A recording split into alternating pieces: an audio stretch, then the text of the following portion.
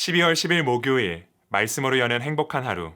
우리에게 허락되어진 귀한 하나님의 말씀은 다니엘서 11장 20절로 35절입니다. 오늘 이 시간 저희가 함께 하나님 말씀을 나눌 때 하나님께서 우리의 마음을 열어주셔서 새로운 소망과 도전 그리고 깨우침이 있기를 주님의 이름으로 소망합니다.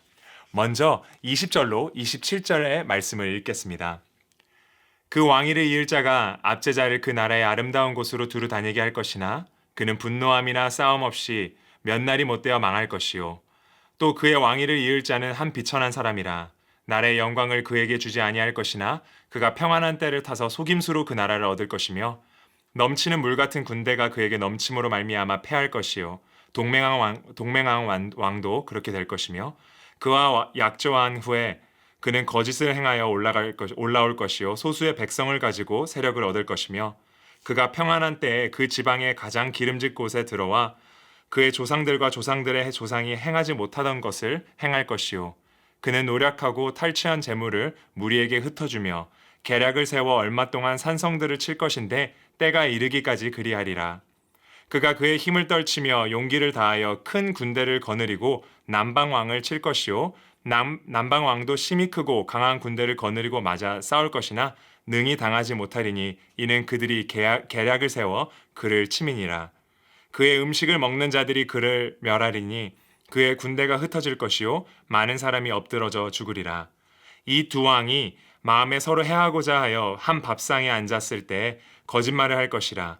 일이 형통하지 못하리니 이는 아직 때가 이르지 아니하였으므로 그 일이 이루어지지 아니할 것이니라. 현재 미국과 한국 그리고 이 세상을 바라볼 때 하나님의 부름받은 거룩한 성도로 또 교회로 또 그리스도인으로 살아가기가 참으로 어려운 때가 아닌가 싶습니다. 특별히 저희가 살고 있는 미국은 우리의 믿음의 선조들의 신앙으로 세워진 기독교 국가입니다. 하지만 이 미국조차도 점점 신앙의 모습을 잃은 채 선교지로 바뀌어가고 있습니다. 얼마 전 한 미국 목사님의 설교를 듣다가 이 미국이 이제는 Christian Nation, 크리스천 국가가 아니라 Post Christian 국가라고 하는 이야기를 들었습니다. 무슨 의미일까요? 현재 미국은 교회를 다니고 열심히 신앙생활을 하는 사람들보다는 전에 한번 교회를 다녀본 적이 있는, 교회에서 세례를 받았던 경험이 있는, 교회에서 예수님에 대하여 잘 배웠었지만 이제는 교회를 떠나버린 사람들, 즉 과거의 신앙생활 경험을 한 사람들이 더욱더 많아졌다는 것입니다. 교회에 대한 것도 잘 알고 있고 예수님에 대한 것도 잘 알지만 지금 그 안에는 어떠한 신앙의 모습이 없는 사람들이 계속해서 늘어나는 곳, 그것이 바로 미국입니다. 미국뿐 아니라 저희 조국인 대한민국도 마찬가지일 것입니다. 그렇기에 우리는 이 어두운 세상 가운데 빛이 되어야 하는 사명이 있습니다. 세상은 우리를 조롱하고 핍박할 수 있지만 그럼에도 불구하고 우리는 우리의 신앙과 믿음을 잘 지키며 하나님을 알아야 합니다. 오늘의 말씀을 잘 이해하기 위해선 이 본문의 배경을 잘 아는 것이 중요합니다. 애굽과 시리아 사이에 전쟁이 약 150년간 지속되었습니다. 그 오랜 시간 중 유대인들은 정말 심하게 박해당했는데 그 중에 한 명의 왕이 바로 안티오쿠스 4세입니다.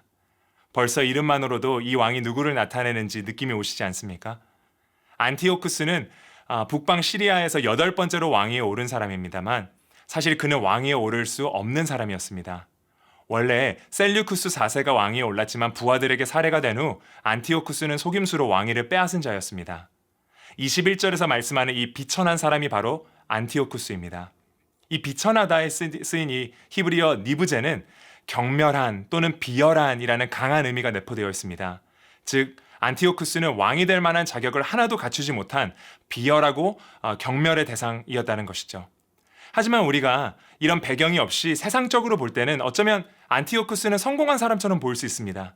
이 사람의 배경과 이 사람에 대해서 잘 모른다면 개천에서 용인한 케이스로 볼 수 있을 것입니다. 그는 왕이 된 후에 애굽의 영토를 대부분 정복하는 데 성공하였습니다. 오로지 자신의 간교함으로 그 위치에 올라갈 수 있었지만 백성들의 민심을 사기도 했고 또 많은 사람들이 그를 따르기도 했습니다.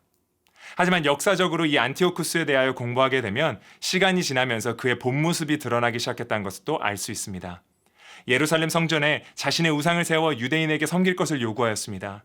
자기 스스로 에피파네스, 즉 신의 현현으로 부르게 했습니다. 신이 자신의 모습으로 나타낸 것이라는 의미로 자신을 신성화한 것입니다. 계속해서 저희가 28절로 35절의 말씀을 읽도록 하겠습니다. 북방 왕은 많은 재물을 가지고 본국으로 돌아가리니 그는 마음으로 거룩한 언약을 거스르며 자기 마음대로 행하고 본토로 돌아갈 것이며 작정된 기한에 그가 다시 나와서 남방에 이를 것이나 이번이 그 전번만 못하리니 이는 기뜸의 배들이 이르러 그를 칠 것임이라. 그가 낙심하고 돌아가면서 맺은 거룩한 언약에 분노하였고 자기 땅에 돌아가서는 맺은 거룩한 언약을 배반하는 자들을 살필 것이며 군대는 그의 편에 서서 성소 곧 견고한 곳을 더럽히며 매일 드리는 제사를 폐하며 멸망하게 하는 가증한 것을 세울 것이며 그가 또 언약을 배반하고 악행하는 자를 속임수로 타락시킬 것이나 오직 자기의 하나님을 아는 백성은 강하여 용맹을 떨치리라. 백성 중에 지혜로운 자들이 많은 사람을 가르칠 것이나 그들이 칼날과 불꽃과 사로잡힘과 약탈을 당하여 여러 날 동안 몰락하리라. 그들이 몰락할 때에 도움을 조금 얻을 것이나 많은 사람들이 속임수로 그들과 결합할 것이며 또 그들 중 지혜로운 자 몇 사람이 몰락하여 무리 중에서 연단을 받아 정결하게 되며 희게 되어 마지막 때까지 이르게 하리니 이는 아직 정한 기한이 남았음이라. 28절에 보게 되니 남해국과의 전쟁 후 안티오쿠스가 많은 재물을 약탈하면서 돌아오는 길에 하나님의 거룩한 약속을 어기고 자기 마음대로 행하였다는 표현이 있습니다. 이것은 역사적인 사건 예루살렘 성전 약탈을 이야기하고 있는 것입니다. 이 당시 역사를 기록하고 있는 이 마카비상을 읽게 되면 안티오쿠스 왕이 예루살렘으로 쳐들어가 금 제단과 제사상, 술잔, 휘장, 금양로 등을 약탈하고 성전에 있는 금장식들을 벗겨갔으며 또 모든 금과 은의 귀한 보물을 약탈했다고 이야기하고 있습니다. 이 28절로부터 30절까지 이 거룩한 언약, 거룩한 언약이란 표현이 3번이나 등장하는데 그것은 안티오쿠스가 하나님의 말씀을 아예 접하지 않은 것은 아니었다라는 것을 강조하는 것이죠. 그는 하나님께서 세우신 거룩한 언약에 대해 알고 있었습니다. 하지만 그의 이기적인 정욕 때문에 그것을 저버린 것입니다. 그는 거짓과 속임수로 성소를 더럽히고 제사를 폐하며 가증한 것들을 세웠습니다. 오늘 본문에서 보게 되는 이 안티오쿠스는 종말에 나타날 이 엔타이크라이스트, 적 그리스도를 예표합니다. 적 그리스도는 간교한 거짓으로 그리스도인들 또 성도들을 속여 쓰러뜨리려 합니다. 그렇기에 우리는 이 시대에 깨어 쓰러지지 않도록 경계하며 오직 예수 그리스도만이 우리의 주라고 고백해야 합니다. 요한일서 2장은 이 마지막 때를 가리켜 우리 성도들은 거룩한 주님으로부터 기름 부은 자들이기 때문에 오로지 말씀을 통해 아버지 안에 거하여야 한다고 당부하고 있습니다. 오늘 본문 32절에는 이런 세상 가운데 살아가는 정말 성도의 모습이 묘사되어 있는 것을 볼 수 있습니다. 안티오쿠스는 애굽 원정 실패 후 예루살렘으로 돌아가 유대인들을 학살하고 신앙인들을 노예로 팔아버렸습니다. 오늘 본문에서 오직 자기의 하나님을 아는 백성은 우리 거룩한 성도들을 이야기하고 있습니다. 여기서 이 알다에 쓰인 단어는 원어로 볼 때 그냥 머리로만 아는 것이 아니라 전인격적으로 무언가를 아는 것을 가리킵니다. 그렇다면 오늘 우리는 어떠합니까? 이렇게 하나님과 하나님께서 세우신 섭리를 대적하는 세상 가운데 살아가면서 우리는 얼마나 우리 하나님을 알고 있습니까? 우리 모두가 전인격적으로 하나님의 은혜를 체험하고 또 그 안에 우리 하나님의 사랑을 깨닫기 원합니다. 거룩한 말씀 가운데 하나님을 매일 더 알아가기 원합니다. 그때 우리는 세상의 만몬신이 아닌 오직 하나님만을 알기 때문에 이런 적그리스도와 교회를 방해하고 해하려는 세상을 두려워할 필요가 없습니다. 모든 권세보다 크신 우리 하나님께서 우리와 함께 하시기 때문입니다. 이 세상의 모든 것들은 하나님의 권위에 무릎을 꿇게 됩니다. 그리고 하나님께서는 이러한 어려움 가운데서도 당신의 백성된 우리 성도들을 포기하지 않으시고 지켜주시며 회복시켜 주십니다. 우리가 살아가는 세상을 보게 되면 마지막 때라고 느껴질 때가 참 많습니다. 하나님의 섭리를 벗어나 자신의 정욕대로 살아가는 모습을 볼 때에 우리는 그 세상의 흐름을 따라 물들어 버리는 것이 아니라 오히려 더욱 깨어 하나님의 말씀을 붙잡아야 할 것입니다. 세상의 혼돈 가운데서도 우리는 하나님의 말씀 가운데 바로 서야 합니다. 우리 귀한 형제교회 성도님들께 부탁드립니다. 목회자분들을 위하여 또한 교회를 위하여 매일같이 기도해 주십시오. 저희가 거룩한 부담감을 갖고 세상을 두려워하지 않으며 오직 예수 그리스도의 복음을 저희의 입술과 삶으로 선포하도록 중보해 주십시오.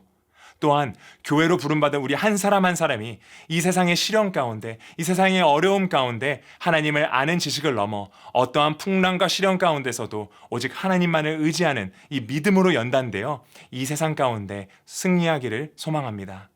신앙을 고수하던 우리의 믿음의 선조들이 노예로 팔려가고 박해를 당하면서도 타협하지 않았던 것처럼 우리 또한 하나님 안에서 인내하면서 주님께서 우리를 정결케 하시고 우리 안에서 승리를 허락하여 주실 것입니다.